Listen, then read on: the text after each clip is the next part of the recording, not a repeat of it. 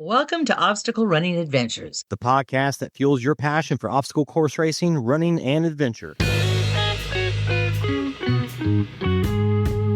Since 2017, we have released weekly episodes for the seasoned pros, weekend warriors, and everything in between. We discuss the industry news, travel for live coverage, and interview athletes and key voices in the athletic community. We cover it all, from fundraising events, personal triumphs, to world records, FKTs, and world championships. Standing on the corner. Now let's get started with your hosts. Lost all my clothes. Michael Stefano and Katelyn Ritter. Hey guys, it's Michael Stefano. And Katelyn Ritter. And Katelyn, how was your weekend? What did we do this weekend? Yesterday we got a lot done. We watched a crazy movie last night. Old Boys, South Korean film. Do not watch it unless you are prepared for a crazy movie. Not a very fun movie at that either, but it was good. Yeah, and then today we saw your family to celebrate your uncle, your dad, and grandfather for Father's Day. So happy Father's Day to all the listeners out there. That's who exciting. Are dads. We're dads, yeah. And let's You're not a dad. I am not a dad. Even though you keep saying Happy Father's Day because I have a dog, and that's weird. No, I made a joke this morning because you have a mug that says Cat Dad. Oh, yes, yeah. And I said, I guess Happy Father's Day, but not a dad to humans. No. Let's give a shout out to our sponsors.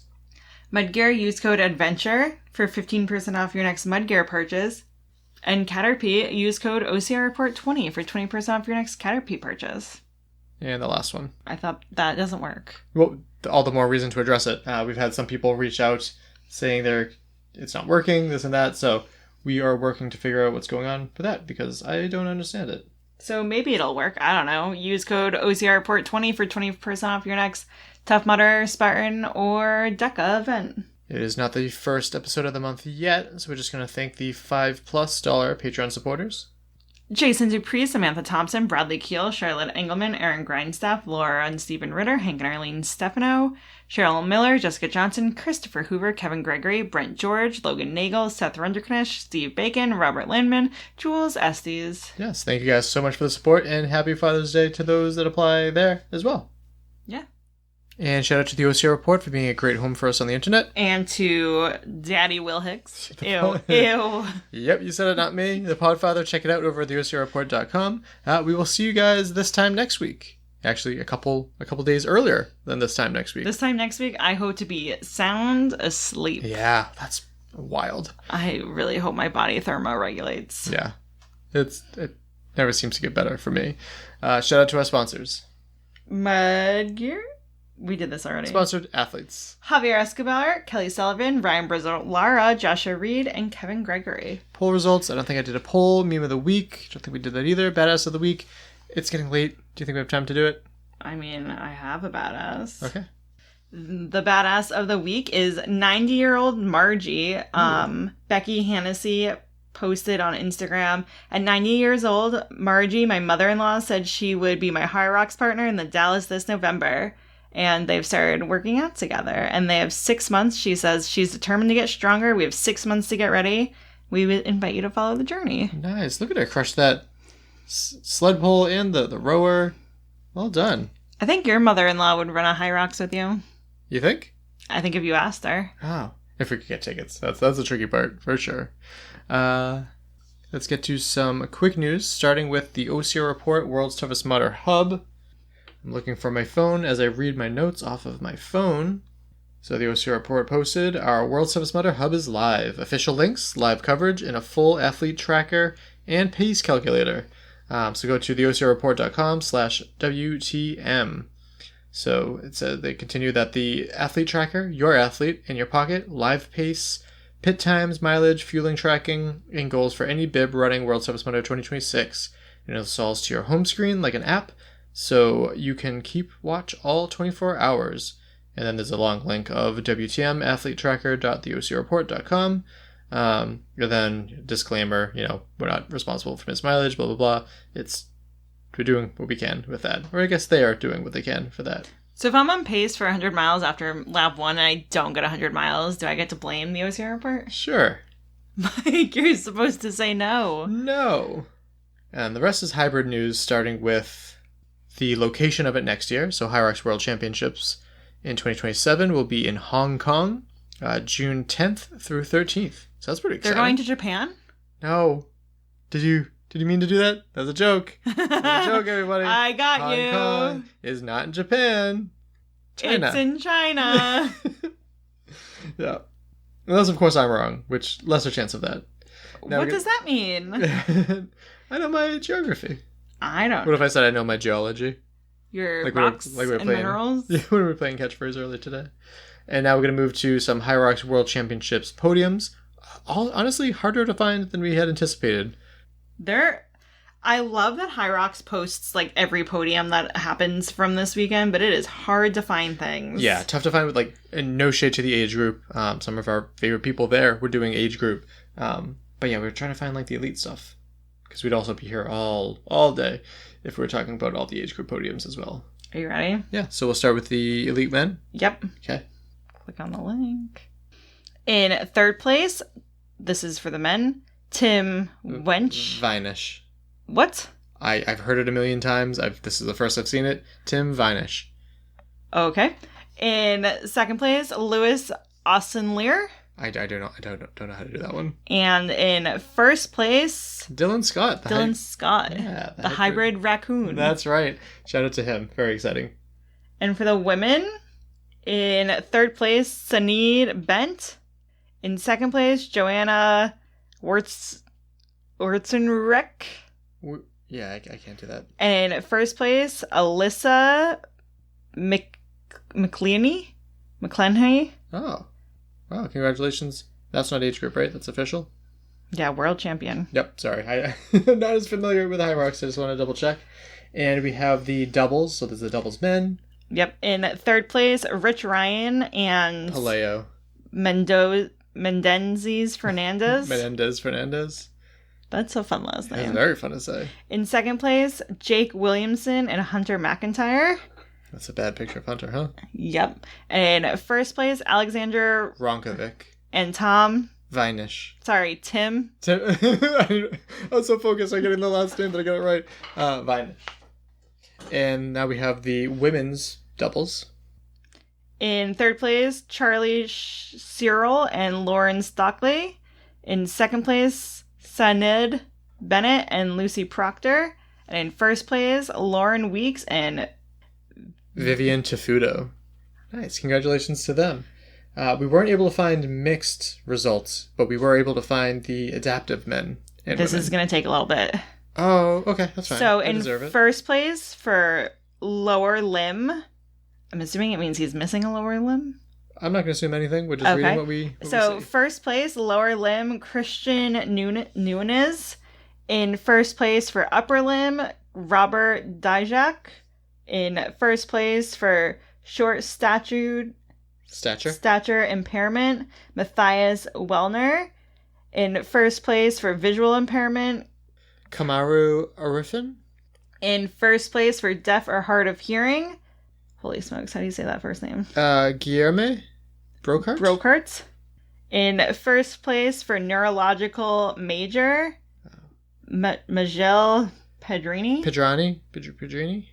In first place for neurological minor, Raphael Rubinsky. This is when you know it's a world championships, when we have this much problems. Right. Saying the names. In first place for seated with hip function, Tom Miazga.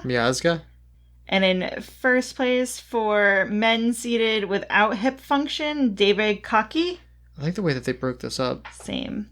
In first place for seated... I have no idea what that says. Yeah, it's tough. Without... White text on white stuff on the back. Core function, Louis Toussaint. That's for the men, and we're going to do the same for the women. Yeah. In first place for lower limb, Madison Lloyd. In first place for upper limb, Lauren Stedman. In first place for short stature impairment, Cynthia Chapa. In first place for visual impairment, Keegan Gaunt. In first place for neurological major, Esther Daru. In first place for neurological impairment minor, Tina Mathalop. In first place for seated with hip function, Shayna Cossardard. In first place seated without hip function, Charlotte Burnett. In first place for seated without core function, Maya's Marshall Ami. And those are your High Rocks champs. Yeah, congratulations to all of them. And if we find the mixed for next week, we'll read about it then, if we remember. Yeah. Secret link, there's 5 of them down below. Go and check those out, but let's get to what this episode is all about. What's it all about, Mikey? So, I had planned for months that we would have Grant Thompson on the show to play the part that Will and Fran did in giving recommendations that they did for England, since many people were going there for the first time for World's Toughest Mudder last year.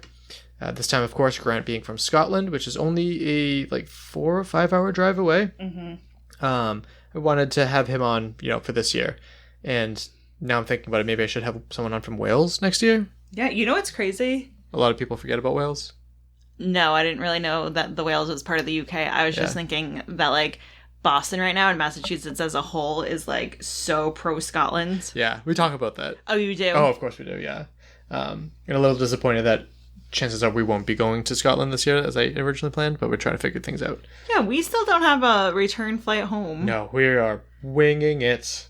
But yeah, again, this is the first time that we had him on the show for his own episode, so we talk about his athletic background, successes in the sport, of course, World's Toughest Mudder, and much, much more. So let's hear from Grant.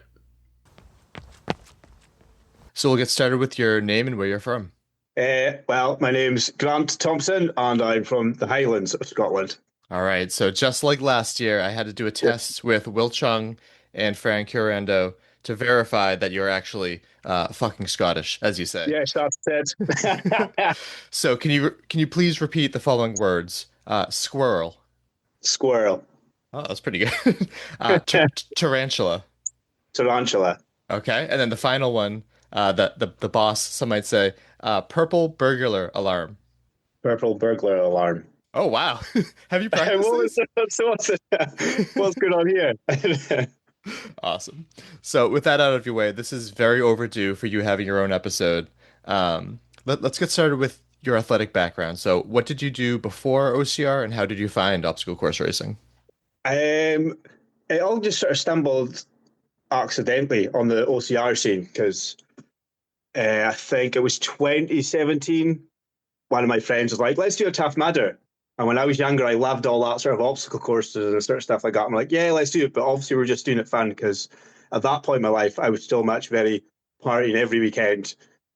Pretty much all weekend, every weekend, right up, I would say, until 2019, when sort of over from 2017 to 2019, I started doing more of them. Just sort of, it's I really enjoyed that Tough Mudder. I'll sign up to a Spartan and then it was 2019 where my friend suggested we do a bunch of races and a bunch of ultras for charity, and I just fell in love with it. And then that's when I realised there was a proper competitive scene, and I just thought, I'll have a go at it. So it just kind of started from there. What were some of the charities that you guys went for? Well, the one we were doing it for was called Dream, Believe, Achieve Highland. So it was more my friend. He was sort of more in the know about it. So I didn't know too much about it, but I was like, yeah, I'm willing, just because it was also an excuse to go do these mad races. Right. Yeah, no, that's awesome. Yeah, when I think of athletes in the UK, you're always one of the first names that pop up in my mind.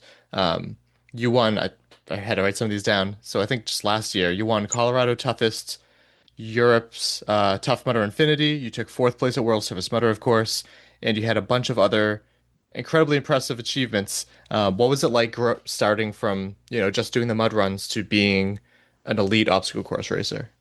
Yeah, it was weird, because I think it was right at the tail end of 2019. I was doing a Spartan sort of weekend, and my two mates, this was again the charity sort of race we were doing, they're like, you should have a go at, running age group. And I was like, last minute, just signed up on the day, changed it to age group, and I think I took a 5th and a 6th place, and I was like, oh, that's not bad. Then unfortunately lockdown happened. So then the season of 21, I was obviously right in it, and I've seen sort of names who are on the top end of the scale, and I was like, oh, that'd be so cool to be one of those guys that people sort of look at in the start line and go, oh, they're one of the front runners. And So 2021 was age group, and then I don't know, I just kind of obviously preferred the ultra style because, as I've said, it's a long way for me to travel, and I usually drive, being stuck up in the way of the Highlands, and then started getting some results, and then all of a sudden it was just like, actually, oh, this feels kind of cool. I'm sort of but I still sort of feel a bit, what's that word? Imposter syndrome, because sometimes I feel like I still don't. The past few years, probably, yeah, but there's still sometimes when the race where I was like, am I one of the top guys? But I guess I am, because well, I've gotten some results. And that's one of the tricky things too, is that like completely barring like whatever happens in the future, you don't accidentally win these events. You don't accidentally take fourth at World's Toughest Mudder, where people are coming from all over. Yeah.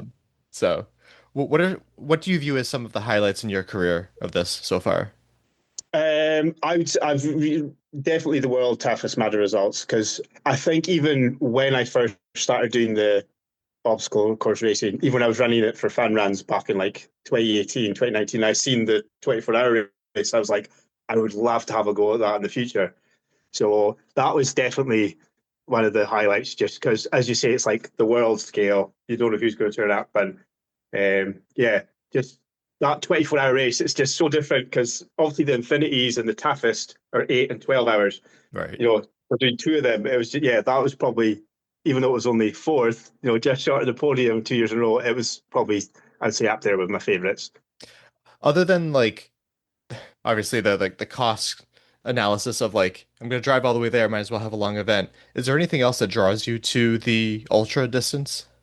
I think it's just that sort of, mindset of just seeing how far you can push yourself, because like anyone that's done like one of these ultras, there's a point, usually quite early on the race, you're like, oh, this is horrible. I don't know if I can manage this. And it's just that sort of, competitive. Now, it's not like these things where, it's about suffering. No, it's just try to push yourself and see how far you can sort of reach that goal. Because obviously with the shorter distances, it's over so quick. You're like, I was really enjoying that. I don't want it to end, sort of kind of thing. So I think that's why I started sort of going more towards the ultras, just because I like sort of I like being out there for hours. I don't want it to end so quick.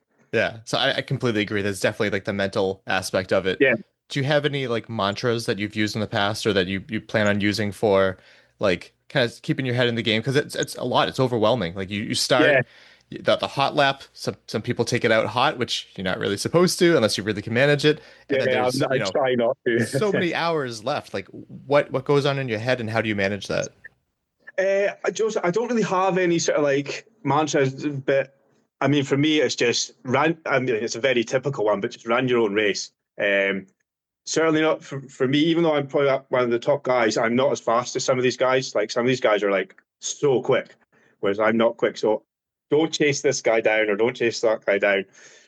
But yeah, in terms of mantras and like that, I don't think I've ever really had one. It's just try and just enjoy the moment. So because it's still, I've only done 3, so it's still quite a bit of a learning curve, because there's sort of some things I've done last year that may be slightly different the year before. So yeah, just smile and wave, just try and enjoy the moment. Yeah. Earlier we talked about like the Tough Mudder, the Toughest Mudder events. At least in the States, we've gotten rid of those, which unfortunately I kind of saw coming for a while. Do you guys? Yeah. Did they get rid of them in Europe too? Yes, they did. So that's why it was the toughest Infinity last year, which was really disappointing, because I was really wanting to. I love the running through the night. I love the head torch in the dark. It's so much fun.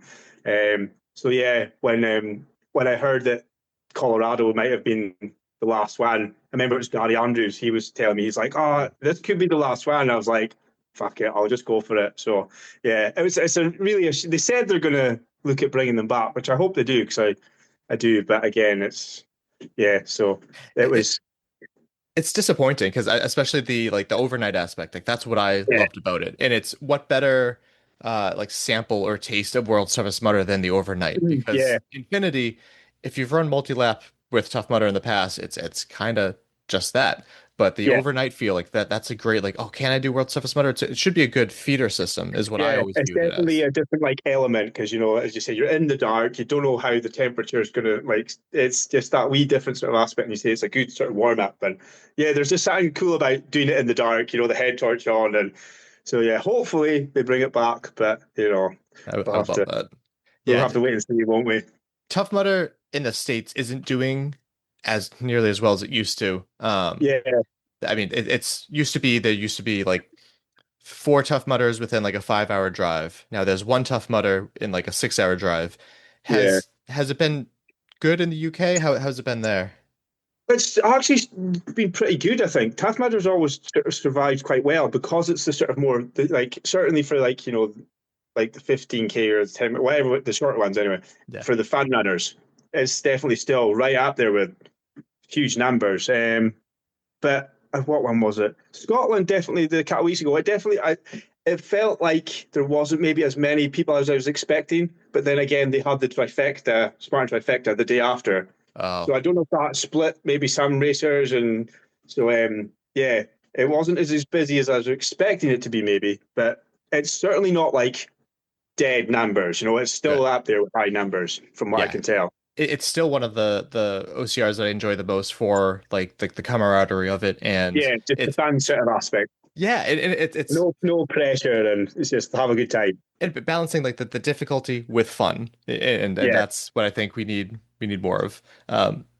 Completely different than OCR in terms of like adventure and everything. What are your thoughts on hybrid racing? We talked a little bit about High Rocks. I love it. I think it's great because don't get me wrong. Because people are like, "Oh, you'll smash High Rocks." I'm like, "Whoa, whoa, whoa!" I've been training the complete opposite end of the spectrum, and I've spoken to you before. I'm just winging it. It's absolutely winging the train, So I still need to find that structure. But the terms of the hybrid, I love it. I think it's brilliant. And I know a few people are like, "Oh, it's just a fad. Oh, it's all just a new." It's like, and so what if it is? Who cares? If it's going to get people into fitness or doing something that's fun, so I think it's great. And I like the fact that there's more popping up. However, I want to see more of the ultra versions of them. So they'll see they've got the Deck Ultra. They've got there's one called Deadly Dozen over here in the UK. Don't know if you've heard of it yet. Mm-hmm. So it's exploding. They've got a 12-hour one coming up. So the Deck Ultra in a few weeks, and then the Deadly Dozen, as it's called. So I want High Rocks and these other races to do ultra versions. But yeah, I think it's great. I love them. Yeah, so I took on my first one as a doubles. We talked a little bit before, and you gave me the advice. Smile and look pretty, which was so much so much harder to do than I had anticipated. Have you seen any of the photos back yet where you're pulling just like a dreadful face? Yes. There's one picture. The camera is not flattering during High Rocks races. I looked great on the row machine, which is great because I practiced extensively on that. But there's a picture of me with Joe Rucco at the farmers carries, and I know exactly what it was. It was the moment that I realized I wouldn't be taking a walking break following him because he was jogging with the kettlebells. And I'm like, this is not a break. And I'm like, when you're running up versus like running down, like there's a facial change, and I just look pudgy. Yeah. I look exhausted. There's so many, because like I was the same with my friend Fiona. We did mixed doubles, and there's a lot of photos where I was like, I'll be kind to you, Fiona, and I'll not put that one's in the reel and all that. And same as myself, there's some where you're just pulling this dreadful face and you're like, that's not a good look. But yeah, it's they're so fun. I think they're brilliant.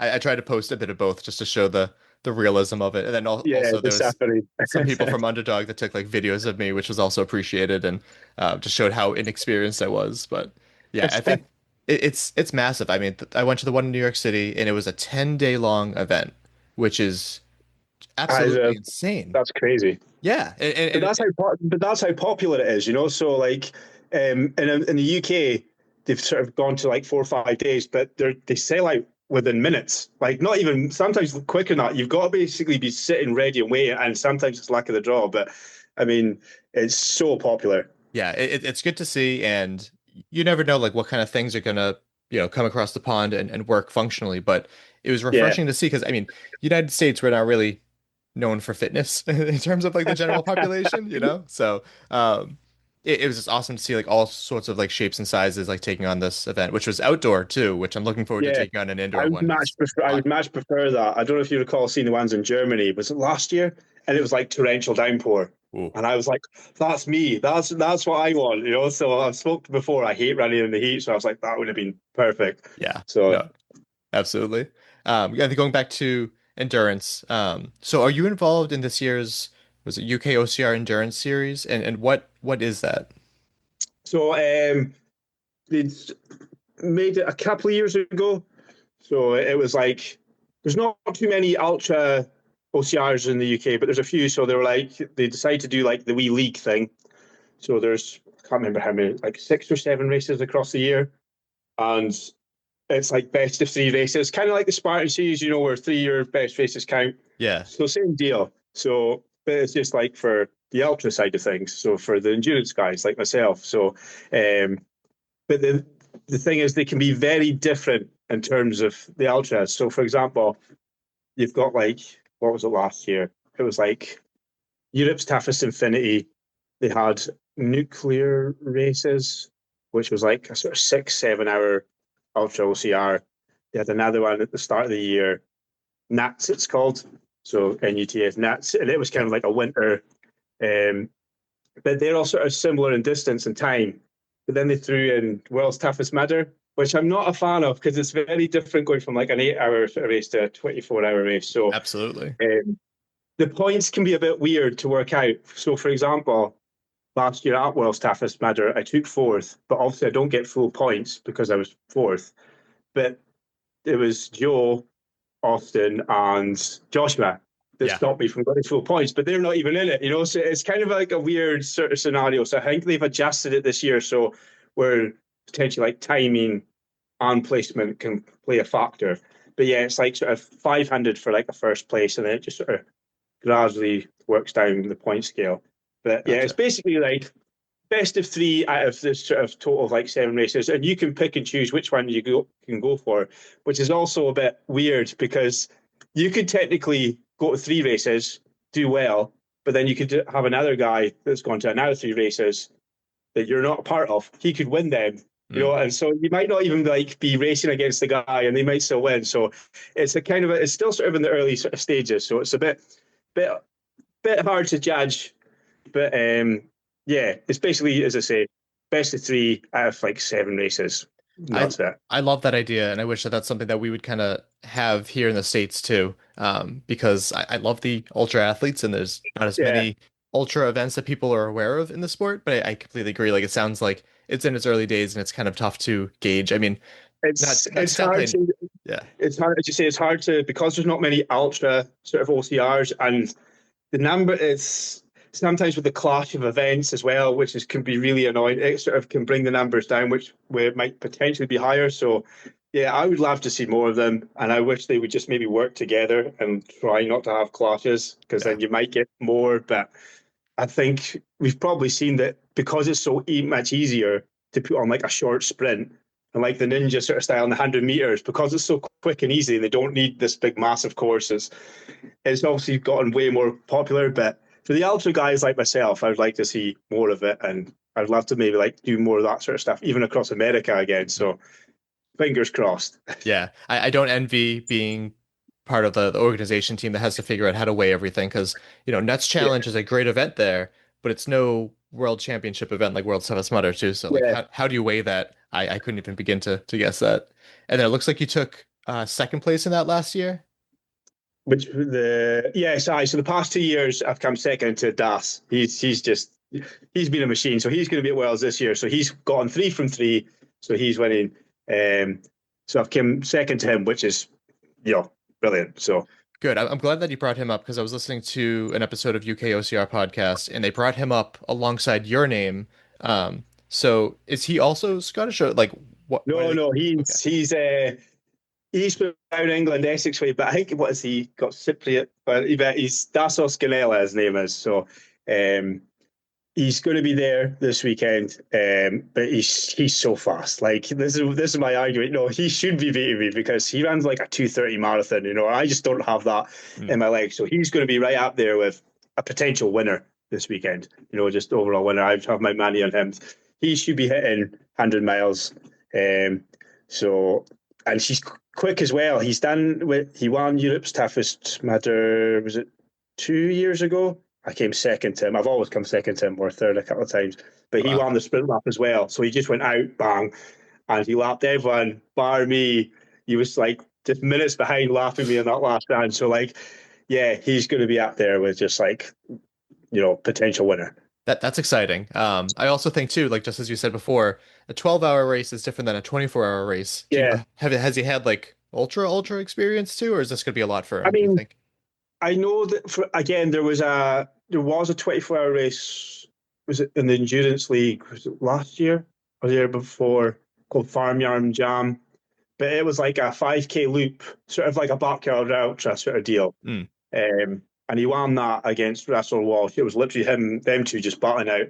And on the last lap, they did like, it was basically just a sprint between them two. So it wasn't quite the same mileage, but he's definitely got that in his caliber. I'm not sure if he's done many 24-hour races. I've never actually spoken to him about it, but in terms of ultra, he's got the legs in him. So he won British Ultra Championships at Spartan last year. He's done all this sort of mileage weekly. He's like an incredible athlete. So he should be okay, I would have thought. Again, I'm not sure if he's done many 24-hour races. You need to speak to him yourself, actually. But yeah, I would still expect him to be, pretty comfortable. And that's one of the beautiful things about World Toughest Mudder is that like anything can happen. Like speed helps you a lot until like there's an obstacle that you keep failing, or like a mental battle that takes hold or something. So not not rooting against him, but like excited to see how everything shakes up with that. And then I guess we can go into more like what's your history of World Toughest Mudder? Like how has your mileage increased? How have your goals changed? So first time was Texas. That was it 24? Might have been 23. I'm struggling to remember now. So, last year was 25, 24. Yeah, 23. Okay. 23 it was. So that was my first time running a 24-hour race. I think the longest at that point I'd ran was Europe's toughest midder, so 12 hours. So that I was just going in completely blind, no game plan, just see how it goes. So I hit 85 miles officially and then 90 unofficially, with all that extra mileage. So after that, I was like, I can hit 100 if I prep properly and just sort of now that I know kind of what to expect. So then immediately after that race, the goal was 100 miles. So I was like, 100 miles. I don't care about position. I don't care about what. I was just like, my goal, 100 miles. And I said I was getting it. I mind interviewing with Alan from UKOCR. And he's like, what are you getting? I was 100 miles. So I was kind of like shot myself in the foot. I was like, well, I have to get it now. Mm-hmm. So Florida, obviously, that I felt good. Apart from the heat, just obviously, that was like a shock to the system. Getting off that plane, I was just like, oh my God, I'm in for trouble here. But yeah, surprisingly, the body coped well. So hit the 100-mile marker. And then last year at Beaver Castle in England, the plan was to try and at least get better, maybe by a lap. So only hit not only, but hit 100 miles again. But yeah, the body just wasn't playing ball in the second half of that race. But because I think it was, I can't remember what time of the race it is, but at one point I'm sitting down in my pit and I'm saying to my pit crew, my mom, my dad, my friends, I'm like, I didn't even feel this bad in Florida. I just felt like ill. So that was the first time I've experienced that, like not feeling well, like during the race. But again, I'm not the best at, do myself any favours with prep wise. Again, I sort of wing it. Things go wrong. I'm quite sort of blasé and just turn up and go, oh, let's just see how it goes. Where I should be doing, I'm here and I could be here. So again, the goal is this year just like try and improve on 100 miles. So 100 miles is the bottom goal, but then obviously I'd like to get maybe 1 or 2 laps more or just see how it goes.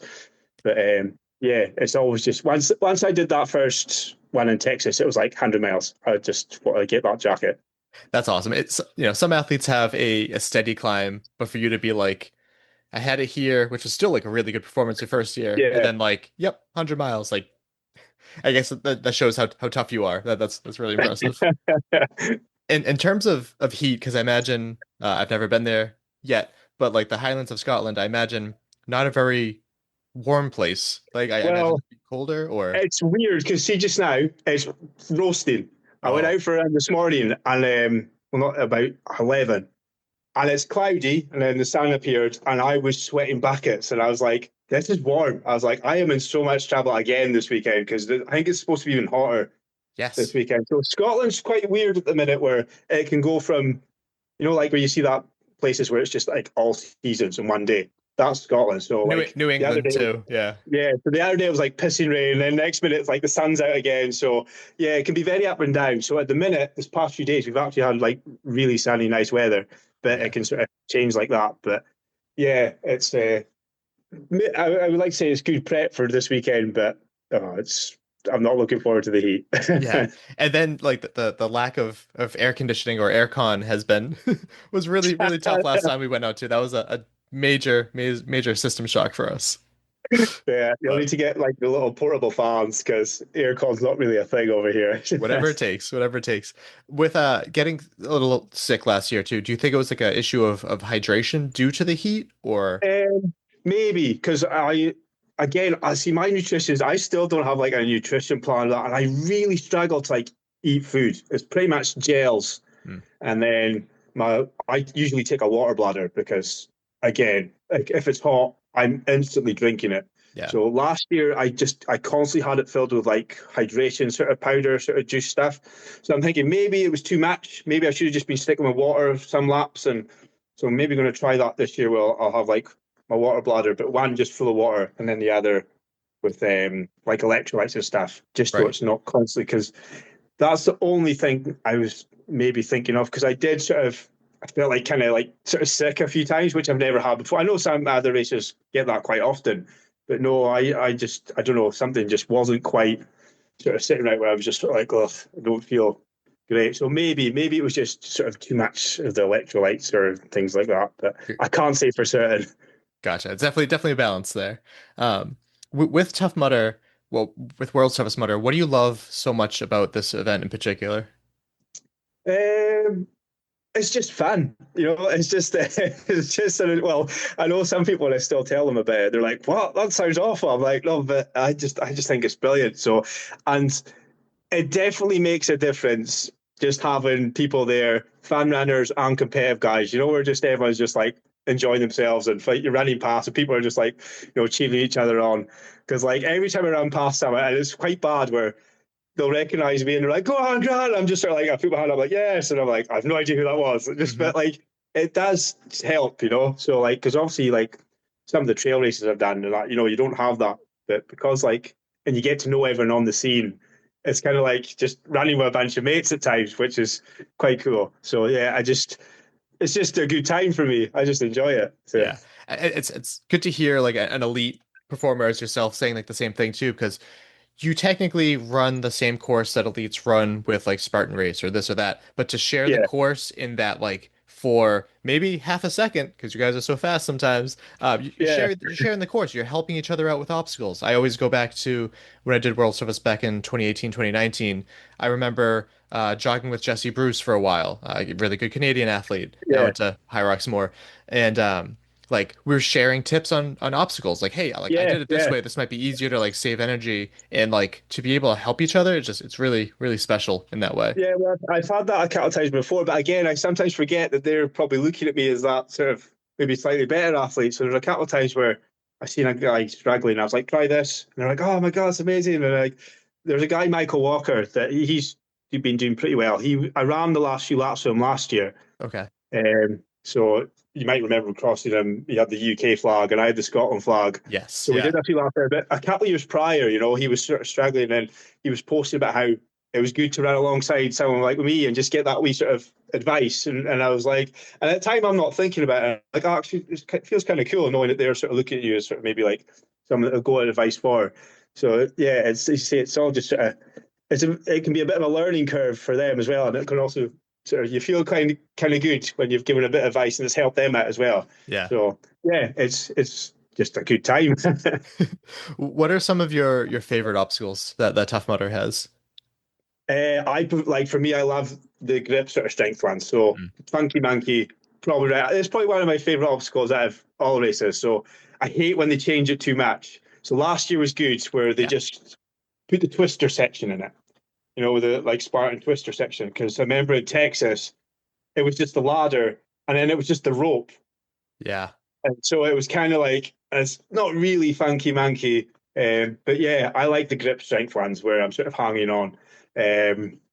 Mad ones, nah, go away. I feel staff madder, but I could do without the mad. I wish the mad would go like just that. I'd be quite happy if there's no mad at all, which is kind of ironic. But yeah, the grip ones for me. So funky monkey, just the tip, where it's sort of like the fingerboard and the door handles, which is another thing as well, because I noticed this in Scotland. In America, when it was like more like rock holds and grippy handholds. In the UK, it's like shiny doorknobs, and they're so slippy. So like even just that little difference can make all the world of difference in like making the obstacle more difficult. But then last year they changed the middle section to like the hanging boards, so you could put your feet down, which I wasn't a fan of. I was like, no, I want to go back to the way it was. So as a sort of like competitive guy, I like the tougher gripper sort of strength ones. But yeah, Funky Monkey probably up there with a favourite. Speaking of obstacle differences, it was highlighted by multiple UK athletes, but it didn't get its impact until I was actually there. Block Ness Monster, your block is so heavy. Yeah, it's crazy. Like, you can't push it on your own. You have to get help. Like, because I noticed that myself in America, and as well, the pits are like up to your sort of like, they're a lot sort of shallower. Yeah. And you can pretty much just launch yourself over. And there's some short guys and some women, it's like up to their neck in the water, and you're just like, yeah, she's going to drown if she doesn't get help, So, and it's the annoying thing as well is everyone goes to push it, and I'm like, that's worse. What you need to do is get a few people a leg up, get them a swing round, and then they sort of pull it and push it. But so many people, they'll be like screaming. It's usually the open runners going, everyone get and push it. And I'm like, as an elite guy does this I've done it multiple laps. Here's my advice. I mean, will they listen? No. But it's so much stiffer, so much heavier. Yeah. So if unless you know the exact sort of tactic to get over it, and you're small, it can be quite a challenge. Absolutely. What's some advice you'd give to like some of the first timers taking on World's Toughest Mudder this year? Just steady as she goes. Don't rush. It's usually sort of quite a generic sort of advice, like make sure when you go up to an obstacle, don't go sprinting into it, walk up to it, take your time. If you're not sure, analyze it or watch someone else doing it first. A huge thing, try and dry off your hands. See the amount of people that go into the mud and they're like, now again, most people that are going into this race have probably done it before. I've done it, but there's some people that might not have.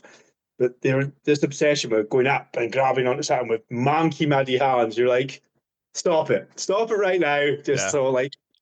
Take your time, walk up to an obstacle, catch your breath, then do it. Just slow and steady. Don't sprint the hills. Walk up the hills if you have to. Maybe jog down the hills, but just take it as it comes. And if you're struggling for motivation, just start speaking to someone. Just talk to someone. Just go, oh, this is awful, and they'll probably say the same thing, and you'll just start chatting. And just, if you have to, just run alongside them. Because even just that little bit of sort of, as you say, camaraderie can just make the world a difference mentally. But yeah, just take your time, don't rush it, and just try and enjoy the experience, as they say. Yeah. When my wife ran it for the first time last year, she was a little nervous. She was like, oh, it's in the UK. I'm not going to know anybody. And I'm like, well, you're about to. You're about to know a whole bunch of people. I know. All you need to do is literally on that start line, you'll just someone going, oh, God, I'm so nervous. And they'll be like, oh, me too. And you instantly just start speaking to them. Before you know it, you're both forgetting that and then you're like in the same position. So just speak to someone or just be like, just even something like, oh my God, and someone go, I know the feeling, It's just like, that's how easy it is. Just blurt something out or just swear or something, and someone will be on the same level as you and be like, here, I'm in the same boat, man. So yeah, with the Tough Mudder community, that everyone's just, friendly anyway.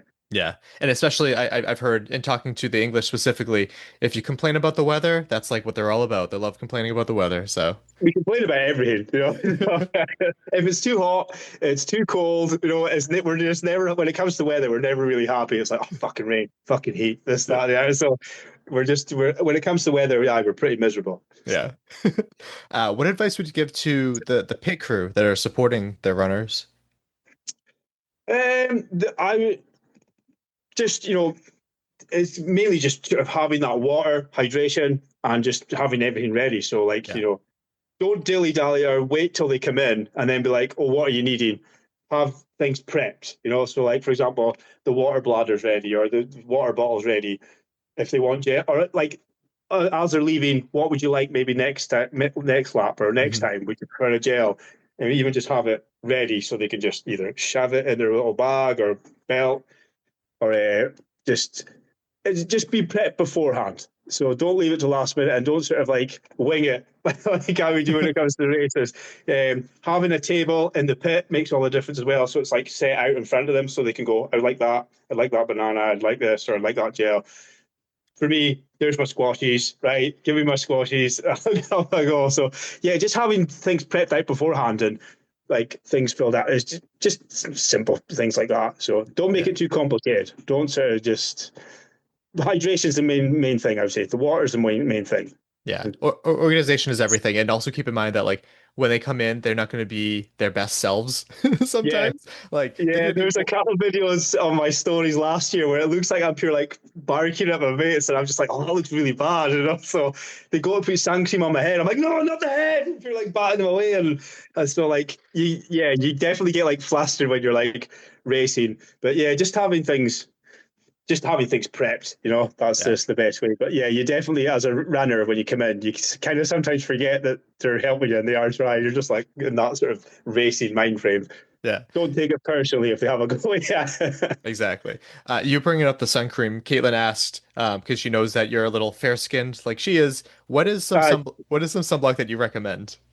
You know, I'm really terrible for not putting sunblock on. So I think last year I had to actually borrow it off. Was it Jackie Bow? Okay, I was like, have you got any sun creams? I didn't bring any, but so I don't really know. Just there is a Lidl and an Aldi in the supermarkets, and they've got big shelves full of it. So just, I mean, factor 50. That's what I would say. Perfect.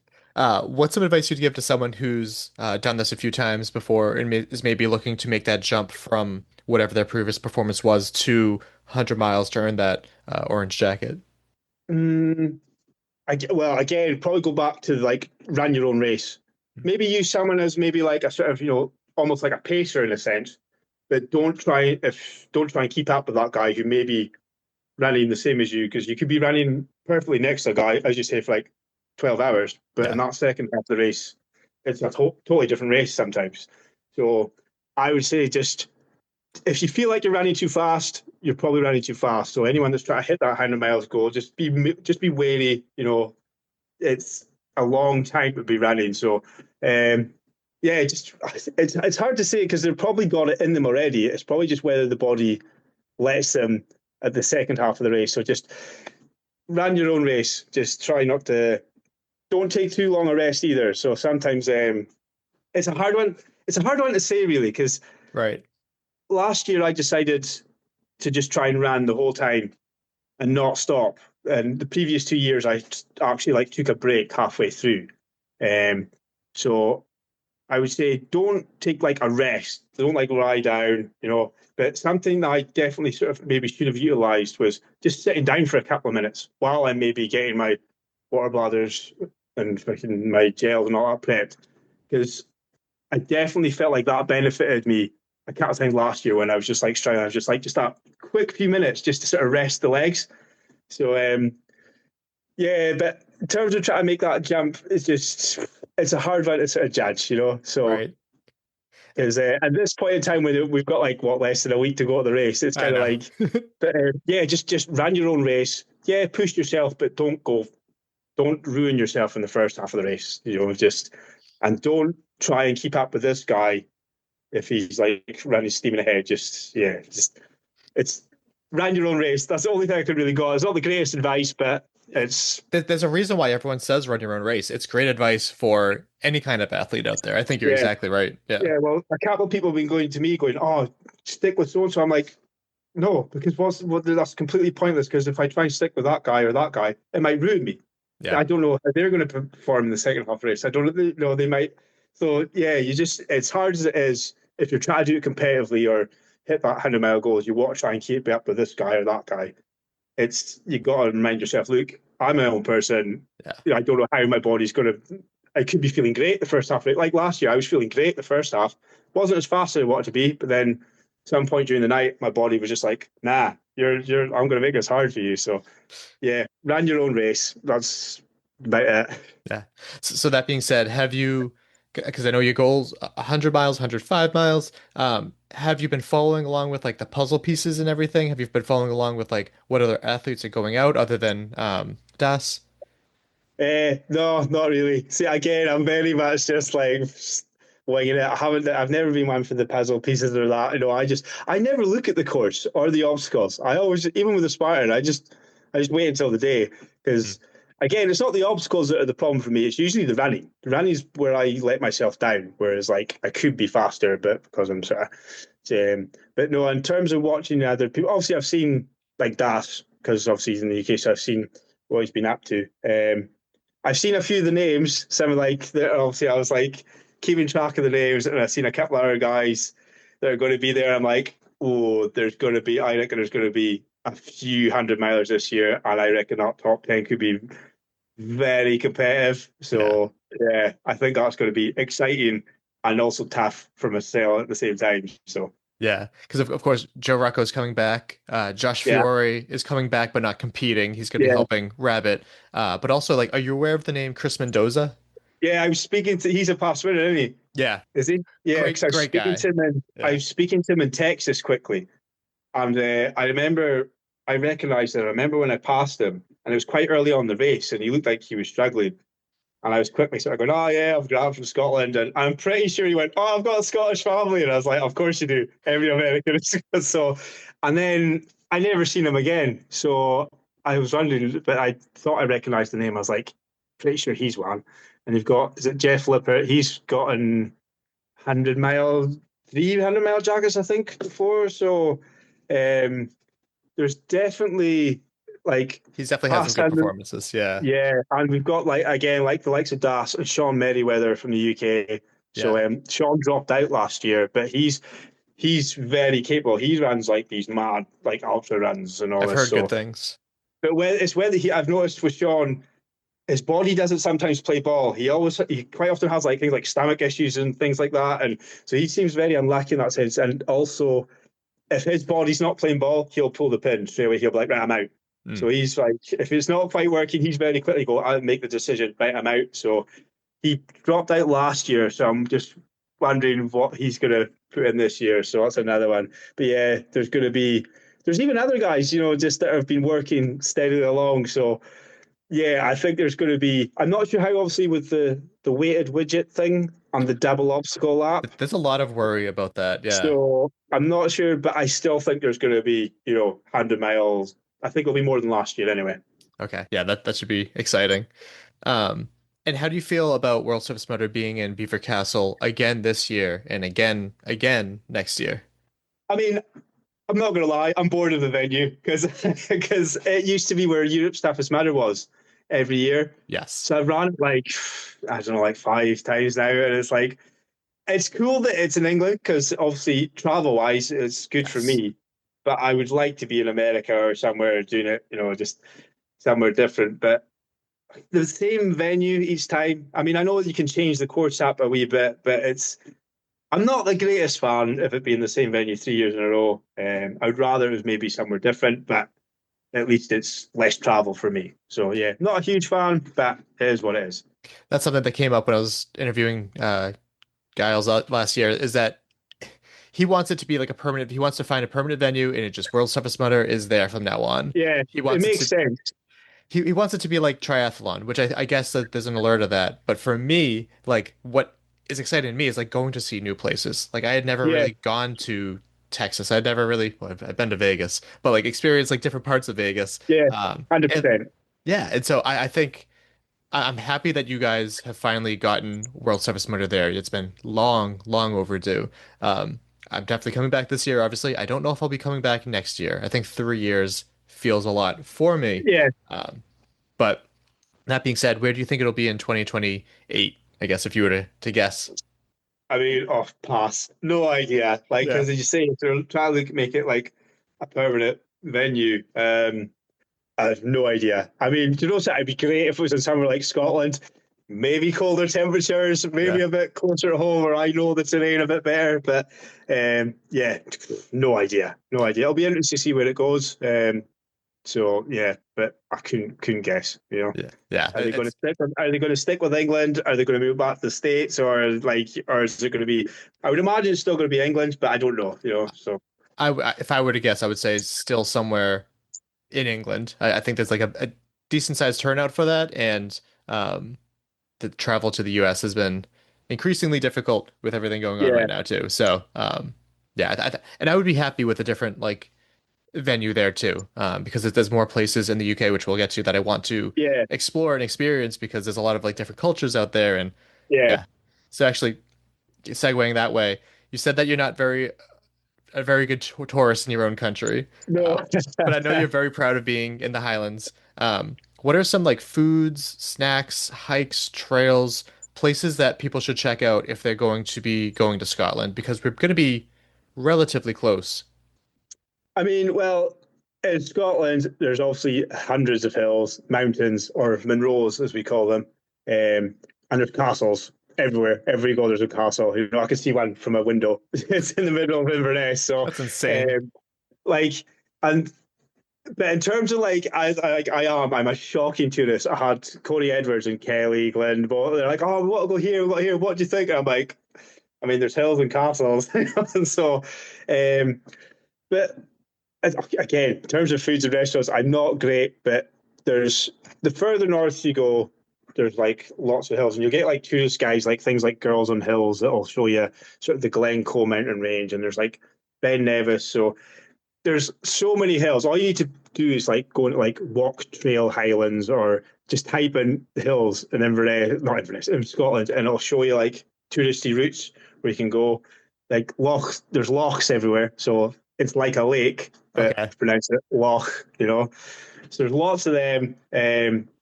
But yeah, in terms of food, I'm not the greatest in saying like, oh, check out these snacks or check out these. So I'm not. I'm really poor on that. I don't know. But yeah, there's loads of hills, loads of castles. There's things like the Scottish Kelpies, which it's like is it Falkirk or Stirling? Can't remember, but it's like two giant horses, sort of metal structure heads, see, I'm not the greatest at describing it either. So I'm very poor in that bit. I did warn you that I'm like, yeah, I'm not the greatest tourist, but there's also, well, it depends how far north you want to go. So I remember Heather and Jessica, they went up to check out Skye last year, which is like the north west of Scotland. Okay. And there's sort of like the fairy pools, and it's just a very touristy countryside sort of place, And then there's the North Coast 500, but imagine like you're like Route 66 or something in America, but you go right round the north coast of Scotland, but it's hours away. So I don't know how far people would be wanting to go, but yeah, it's lots of hills, lots of castles, sort of lots of Edinburgh is a perfect place to go for tourists, restaurants, and like it's like a very touristy sort of town, where you'll find like tour guides giving you like sort of introductions about just the Scottish life and things like that. So yeah, but again, I'm not the greatest tourist, so I'm probably just sounding ridiculous here. That's fair. And I know that like I think Glasgow and maybe Edinburgh too, like we're only like 5 hours ish, 5 to 6 hours away. So it's not that bad. Yeah, it's not too far at all. So you got Glasgow sort of here, and then Edinburgh like 45 minutes from Glasgow. So they're relatively close to each other. So it's not far at all. But one thing as well, for anyone that might be thinking about going further north, the roads are shit. Once you get past Glasgow, Edinburgh, the road's terrible. So it's not the greatest drive to get up to the Highlands. So it can be quite time consuming to get up here where I am. And then it can be quite time consuming to get, because everything's so far apart from each other places. So yeah, anyone's wanted to get a sort of quick dose of Scotland, maybe they just head to Edinburgh, Glasgow, and just walk around. You've seen what it's like in Boston. Just start speaking to the people, and they'll just be like, "Yeah, do this, do that," and they'll give you all this advice and like tips on where to go. That's exactly what I wanted to talk about next. Is that as you've seen, we've been a bit invaded by the Tartan army here, and it's been really cool to see. I haven't been up in. I'm still like an hour south of Boston, but I've seen all the videos, and it looks amazing. And I'd love to see that. I think it might have been Glasgow has been now considered like our sister city, which I didn't really know what that meant, but So like they do this thing where they twin cities. I think it's just sort of like a sort of like nice, friendly thing to do, you know. So Yeah. because obviously with the cones, as you've seen, Yes. so like that's all started because in Glasgow there's the Duke of Wellington statue, and it's like this statue, a big sort of horse statue, you know, and it's like right in the centre, and it's become this thing for years where someone puts a traffic cone on the head of the statue. And within minutes, if the council or the police take that down, you can guarantee within minutes someone has got another cone on top of that statue. So it's become this Scottish thing, where this tradition where it's like as soon as that statue has got some, if someone's got rid of that cone, the cone's going back up. So now they kind of just leave it there. So if at any time there's a statue, it's just become this thing with Scots to go, right, you're getting coned. And obviously Boston, they took it to another level. They're like, we're going to leave our mark. So there was actually a video where a couple of Scottish guys in Glasgow, they replaced the cone with a cone with Boston written on it. So they're like, right, our sort of homage back to Boston, we'll put the cone on the head. So yeah, that's just the Scots. Just what a party. Just want to have fun and just, you know, live up. It's been great to see. And I think very similar vibes in Boston too, is that like, we don't take ourselves, well, ideally, we don't take ourselves too seriously. Basically, putting the cones on the heads is kind of like taking the piss a little bit. It's a little like fun little jab, right? Yeah, it's not disrespectful. So that's like, because obviously some people, they might think, oh, they're being cheeky and disrespectful. It's like, no, it's a term of endearment. Right. Because I seen a video earlier on where Scots and even the UK in general, we've got kind of like a dark sense of humour. We're quite brutal to each other. Whereas you might have seen some of my videos where I'm calling my mate like certain words. But like, usually if we say like a really terrible, inappropriate joke at the worst time, it's not meant as an insult. It's meant as like sort of, hey, we're just having a laugh, but you forget some people across the pond may not see it that way. So usually when it might sound like we're having a go at you or being mean, we're usually not. It's usually because we're trying to be sort of like nice in a weird way. And that's very much how we are in the Northeast too. Is like if we like you, we're gonna fucking insult you. Yeah, like, that's what I think. Like so, like there's this old sort of saying of like if you can't insult your best friend, are you really best friends? So like that's the way we're sort of like just in general. Love it. Yeah, it's been really fun. It's just the no Scotland, no party. Like that has been stuck in my head, and oh man, that's a bop. I love that. So well, no Boston, no party. That's what you can say now. and that's the thing. I'm hoping that we will reciprocate. Like I'm hoping that we will come over and experience more of your culture too, because like there's a big world out there. Like, and I think that's something that the World Cup is exposing a lot of Americans to, is that like, you know, it's not all like scary foreigners, like whatever, you know, the media's trying to push. It's just like different fun cultures, different fun people that just want to, you know, live life, have fun and celebrate everything. Yeah, because like even there was videos of when the Scots were just arriving in the States. And there were so many Americans who were like, what are you here for? And they're like, oh, the World Cup. And they're like, what? they had no idea it was even on. You're just sort of like, so it's just as you say, it just shows you that like the world's big and there's so many people there. They're just out to have a good time. So like all it took was the Scots to show you, you know, let's all have a bit of fun. It was refreshing. I think as a country, we need a little bit of a sigh of relief. I know, man. You need that.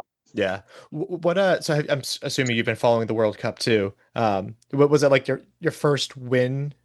Like, because the fact that you had made it to the World Cup and your first win. So first actual win in like 28 years or something. So I mean, it was good, but it was weird because we didn't put in the best performance. So it was sort of like nerve wracking because we're like, oh, here we go. Are we going to like, you know, as a Scotsman, you're kind of used to failure on the global sort of stage. So like, even though we don't care, we get over the result pretty quickly. We're kind of used to sort of going from yes, and just so yeah, it was good to get the win, but they just looked nervous. They just looked a bit edgy. So wasn't the best game. It's a win though, so it's like right on the next one. But then, as a message, I goes, I might go out and watch the football. On Friday, I decided, you know what, I'm going to stay in because Morocco are a good team.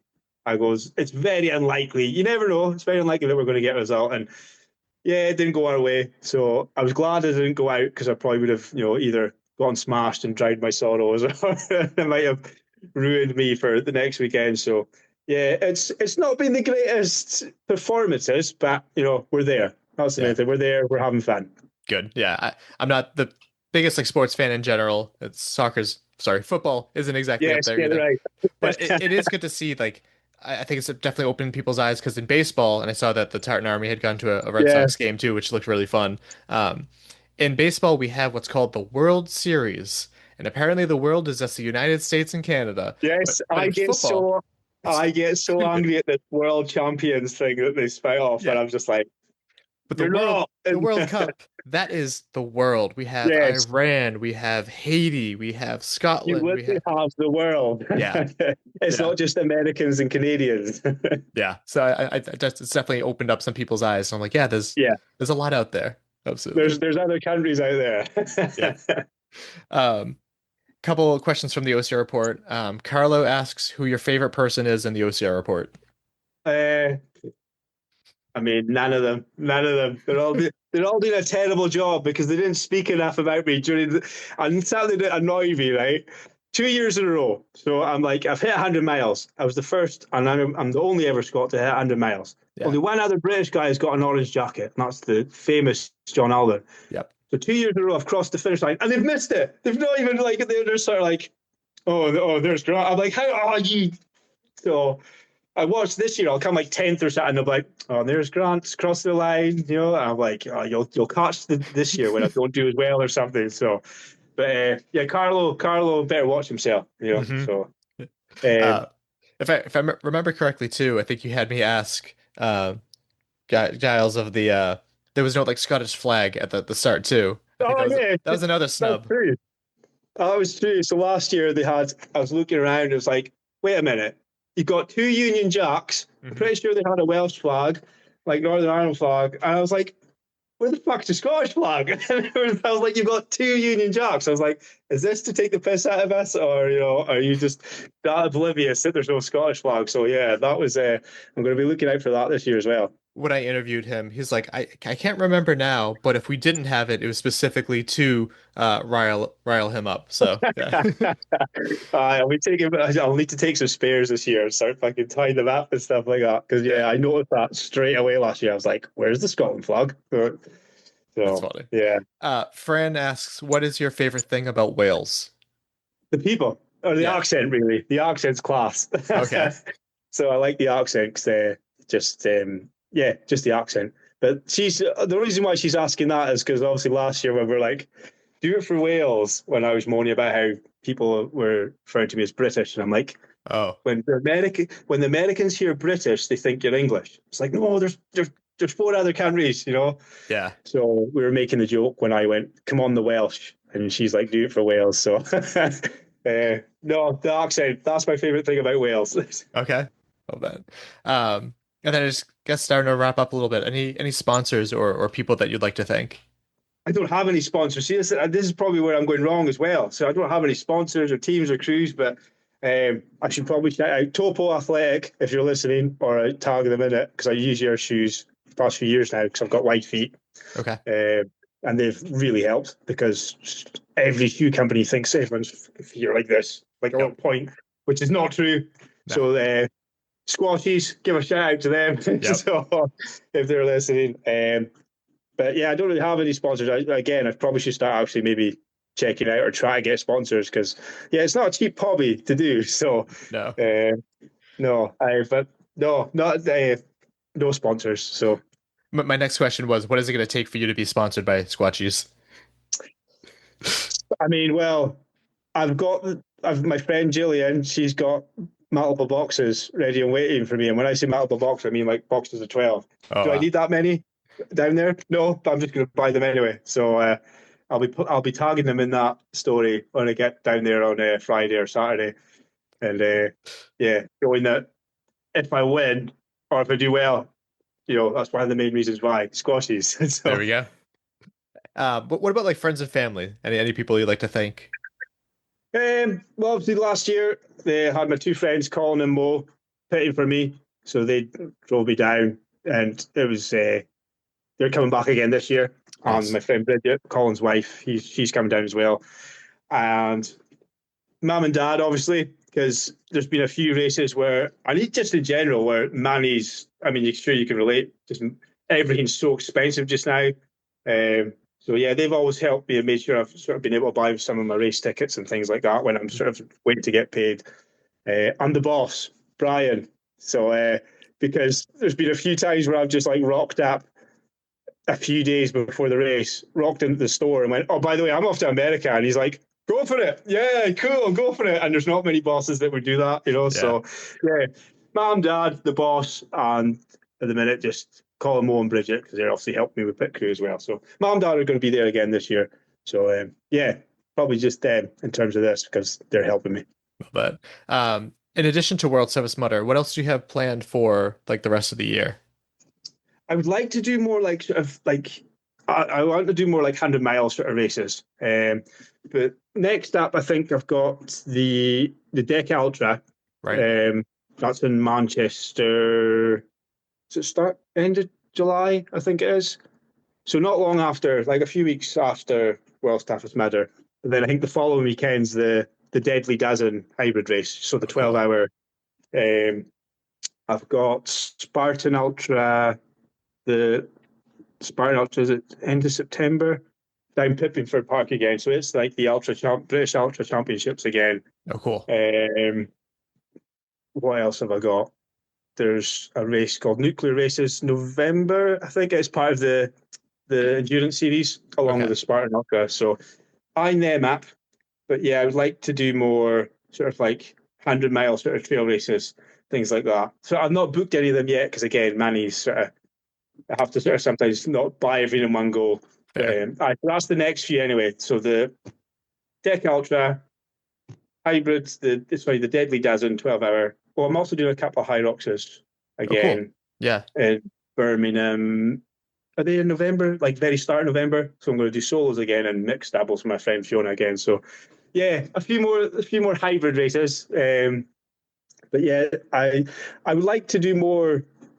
I'd like to find more like sort of like 24-hour races and things like that. And because something I've not done this past few years is probably I've only done like sort of 4 or 5 races a year, and it's very easy to get complacent in between races. So sometimes just having something to focus on a bit more rather than sort of waiting months in between hands. So yeah, definitely line up more 100-milers and things like that and mad sort of crazy trail races. Yeah, sounds exciting. And then where can people follow you on social media? Well, Facebook's just my name, Grant Thompson, but obviously Instagram, that guy Grant Thompson is, and that's it. I don't have anything else, so just Instagram, Facebook. So that guy Grant Thompson, and then just Grant Thompson on Facebook. Awesome. Well, Grant, thank you so much for taking the time to talk to me, and wishing you well for World's Toughest Mudder, and looking forward to cheering you on the race course. Yes, I'll catch up with you on Friday. Yeah, perfect. I'll even give you a few bags of squashies. Yes, yeah, I appreciate that. I do enjoy trying the weird snacks. Perfect.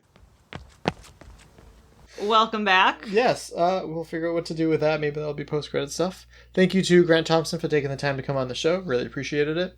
4 related episodes. Ooh, there's a whole bunch. But we're only going to list some of the more recent ones, relatively. 438. Sorry, before that, we're going to do 360. 360.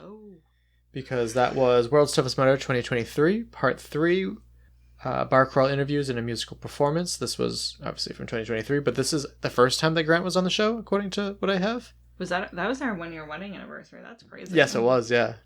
Episode 412. 412 was the second time that we had him on the podcast, also World's Toughest Mudder related, which was World's Toughest Mudder 2024, Part 3, brunch interviews and audio. Did you ask him my question? I did, yes. Was he insulted? He didn't have a good answer for it, though. Oh.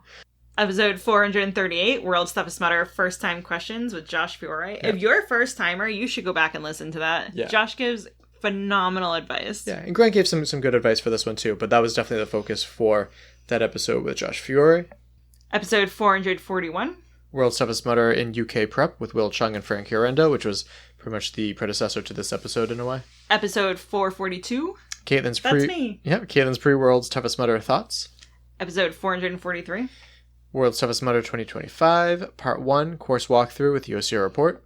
Episode 444. World's Toughest Mudder 2025, Part 2, listen to this. Event day audio interviews and Caitlin's pit audio, the best performing episode of last year. You know what I hate? That's the best performing episode of last year. That means so many people have heard me in the porta potty, and I also hate that people that we like communicate with regularly have listened to that. It's a good feel for what World's Toughest Mudder is like. You never know what's going to happen. Hopefully you don't end up in that situation again. Nope, I'm pre-gaming with Modium. 4:45. World's Toughest Mudder 2025, Part 3, British Brunch Interviews and Audio. I believe that was when he was on for the latest time. And then there's 4:46. The funniest episode, Part 4, Bar Crawl Interviews. Yep. And then 4:49. World's Toughest Mudder 2025, Part 5, Giles.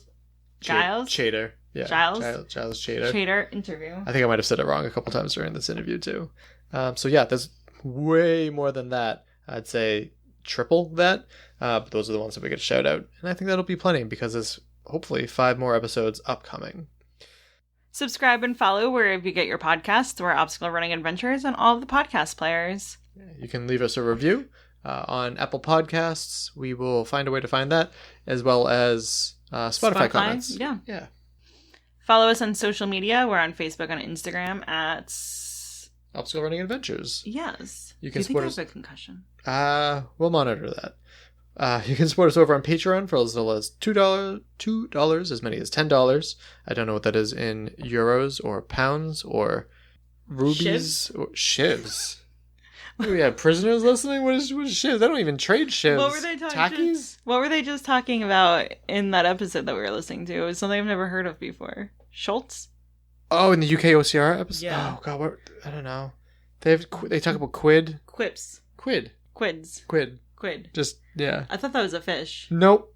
That's a squid, which also isn't a fish, but it lives in the water. We're getting sidetracked here. But yeah, guys, you can support us from Patreon. I hit my head real hard today. Real hard. We will monitor that. Coming up next, so much World's Toughest Mudder coverage that you're going to literally drown in it. Ideally, 5-part coverage. You can't swim, don't get in the water. Don't get in the water of our coverage. Yeah, so that should last both you guys a long time and us a long time. We'll be able to take a little break and hopefully do some interviews to keep that train going so we don't have any last minute stuff. Choo-choo. Katelyn, you got a joke or a quote? I do. My quote is from Vex King. Joy isn't a destination. It's a daily decision. It's choosing to notice what's good even when everything isn't great. It's sipping your morning coffee slowly, saying thank you for the small wins and finding something to laugh about even when life feels heavy. The truth is there will always be unfinished business, unanswered questions, and unhealed parts, but that doesn't mean you can't experience joy now. You don't have to wait for the perfect version of your life to love your life. Happiness doesn't live in someday, it lives in the moments you stop rushing through. Nice. I kind of zoned out a little bit after you said choo-choo, because you said it too when you misspoke. That's fine. Wait, I just said choo-choo in my quote? Yeah. You choose. Oh. Yeah. Then you made fun of me for saying choo-choo. Anyway, joke? What did the comedian say when he robbed a bank? Ooh, what? This is a stand-up. Oh, nice. All right, well, that's just what wraps it up. My name is Michael Stefano. And my name is Katelyn Ritter. And we'll see you in the UK. Bye. Bye. Cheerio. Ta-ta. Adios. Adios. Laheim? or au revoir. Au revoir? Au revoir. Oh, we gotta work on our French. I'm on Duolingo French. Thank you for listening. If you enjoyed this episode, please subscribe on your favorite podcast platforms so you don't miss our future episodes. We would greatly appreciate it if you write a review. Reach out with feedback on social media. And most importantly, share the show with a friend or family member. Our intro song was Streaker by Straight Up. And our outro music is I'm Paul by The Best. Hey, man, how's it going? It's not bad. Yourself? Pretty good. Happy to be talking to you, and absolutely thrilled that World's Toughest Mudder is coming up so soon. I know. I can't believe it's here. Yeah, wild. Yeah, genuinely looking forward to it. Worried about the flight situation and just the time zone and everything. So, because I can't sleep on the flights. So I'm the same. I'm the exact same. I can't sleep. I don't know how people do it. It's just so uncomfortable. It's miserable. I'm the same. I'm just sitting there angry, pretending I'm sleeping. I do that thing where I shut my eyes and go, maybe I'll just switch off, and I just can't. So I call it low power mode. It's all I can. It's all I can do. Yeah. Grant? Is that how he says it? Grant? Grant Thompson. Grant? Grant Thompson. What are you doing with your tongue? Grant. Grant? Like Gallant. Grant Thompson. And you gotta say it with confidence. Grant Thompson. Grant? Yeah, I think he puts on his American voice for us sometimes too. So he can, Did he talk in American voice? I mean, he passed the hard to say things pretty well. Oh, so. I saw a Scottish man in a band once, remember? In a band? In a band. Remember I went to a concert and the guy was from Scotland? Oh, yeah. And I had no idea what he was saying. They're out there. Yeah. I knew what he was singing because he sung in English. Katelyn struggles immensely with all accents. So it's not just you. I wonder why. It must be the way my brain can't process. And when I say you, I mean Scottish people, British people, just people from England, just people with thick Boston accents. Yeah, Katelyn just struggles, but that's okay. Let's see. Thank you to Grant Thompson. Did I even say welcome back? Wait, did we? Have you been recording this the whole time? Yeah. Oh. Welcome back. Yes. We'll figure out what to do with that. Maybe that'll be post-credit stuff.